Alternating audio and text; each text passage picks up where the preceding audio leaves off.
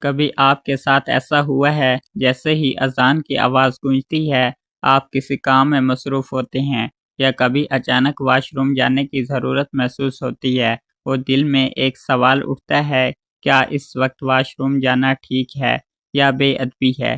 یہ سوال صرف آپ کے ذہن میں نہیں بلکہ لاکھوں لوگوں کے دل میں آتا ہے۔ کچھ لوگ فوراً رک جاتے ہیں، کچھ کنفیوژن میں پڑ جاتے ہیں اور کچھ بغیر سوچے سمجھے اپنا کام جاری رکھتے ہیں۔ لیکن کیا آپ جانتے ہیں یہ ایک ایسا مسئلہ ہے جس میں جذبات سے زیادہ ذہن کی صحیح سمجھ ضروری ہے، کیونکہ اذان صرف ایک آواز نہیں، یہ اللہ کی طرف سے ایک پکار ہے، ایک دعوت ہے، ایک یاد دہانی ہے۔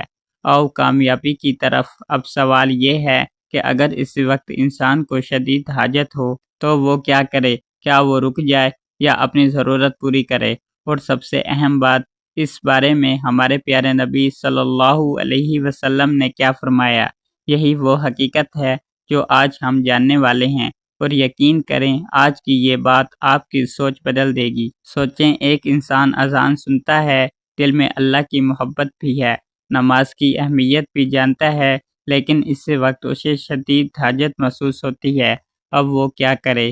دل کہتا ہے کہ فوراً مسجد جاؤں، جسم کہتا ہے کہ پہلے اپنی ضرورت پوری کرو۔ یہی وہ مقام ہے جہاں بہت سے لوگ غلطی کرتے ہیں۔ کچھ لوگ سوچتے ہیں کہ اگر واش روم چلے گئے تو شاید گناہ گار ہو جائیں گے یا اذان کی بے ادبی ہو جائے گی، لیکن حقیقت کیا ہے؟ اسلام ایک ایسا دین ہے جو انسان کی فطرت کو سمجھتا ہے۔ یہ دین آسانی کا دین ہے، مشکل کا نہیں۔ اگر کسی انسان کو واقعی حاجت ہو تو کیا وہ سکون سے نماز پڑھ پائے گا؟ ہرگز نہیں۔ اس کا دھیان بار بار اپنی تکلیف کی طرف ہو جائے گا، اور وہ نہ دل سے اللہ کو یاد کر پائے گا اور نہ ہی نماز میں خشوع حاصل کر سکے گا۔ اس لیے دین ہمیں یہ نہیں کہتا کہ خود کو تکلیف میں ڈال دو، بلکہ دین ہمیں سکھاتا ہے پہلے خود کو سکون میں لاؤ، پھر اللہ کے سامنے کھڑے ہو جاؤ۔ لیکن یہاں ایک اور اہم سوال پیدا ہوتا ہے، کیا واقعی نبی کریم صلی اللہ علیہ وسلم نے اس بارے میں کوئی رہنمائی فرمائی ہے یا صرف ہماری سوچ ہے؟ اب آتے ہیں اصل رہنمائی کی طرف، وہ رہنمائی جو ہمیں ہمارے پیارے نبی صلی اللہ علیہ وسلم سے ملتی ہے۔ آپ صلی اللہ علیہ وسلم نے ایک بہت ہی واضح اور گہری بات ارشاد فرمائی، جب کھانا سامنے آ جائے یا انسان کو قضائے حاجت کی ضرورت ہو تو پہلے اس ضرورت کو پورا کرو، پھر نماز ادا کرو۔ ذرا غور کریں، یہ کتنی بڑی آسانی ہے جو ہمیں دین نے دی ہے۔ یہ کہ اگر اذان ہو رہی ہے اور اسی وقت آپ کو شدید حاجت محسوس ہو رہی ہے تو آپ پر کوئی گناہ نہیں اگر آپ پہلے واش روم چلے جائیں، بلکہ حقیقت یہ ہے یہی بہتر ہے، کیونکہ اسلام صرف ظاہری عبادت نہیں دیکھتا بلکہ دل کی حالت کو بھی دیکھتا ہے۔ اگر نماز میں کھڑے ہیں لیکن آپ کا ذہن بار بار کسی اور طرف جا رہا ہے تو وہ نماز ویسی نہیں رہتی جیسی ہونی چاہیے۔ اس لیے نبی صلی اللہ علیہ وسلم نے ہمیں سکھایا ہے کہ نماز سکون اور توجہ کے ساتھ ادا کرو۔ اب ذرا غور سے سوچیں، کیا بہتر ہے، ایک ایسی نماز جو جلدی جلدی اور بے دھیانی میں پڑھی جائے، یا وہ نماز جو مکمل سکون اور دل کی حاضری کے ساتھ ادا کی جائے؟ یقیناً دوسرے والی۔ لیکن یہاں ایک اور باریک نکتہ بھی ہے جو اکثر لوگ سمجھ نہیں پاتے۔ اگر وہ نہ سمجھا جائے تو انسان غلطی بھی کر سکتا ہے۔ اب یہاں ایک اور اہم نکتہ سمجھنا ضروری ہے، کیونکہ یہی وہ جگہ ہے جہاں اکثر لوگ غلط فہمی کا شکار ہو جاتے ہیں۔ دیکھیں، دین نے ہمیں آسانی ضرور دی ہے، لیکن اس آسانی کا مطلب یہ ہرگز نہیں ہم اسے بہانہ بنا لیں۔ اگر واقعی حاجت ہے تو پہلے اسے پورا کرنا درست ہے، لیکن اگر کوئی شخص جان بوجھ کر ہی اذان کے وقت ہی واش روم جانے لگے صرف اس لیے کہ نماز تاخیر ہو جائے تو یہ درست رویہ نہیں۔ اسلام ہمیں توازن سکھاتا ہے، نہ حد سے زیادہ سختی اور نہ ہی بے حد نرمی۔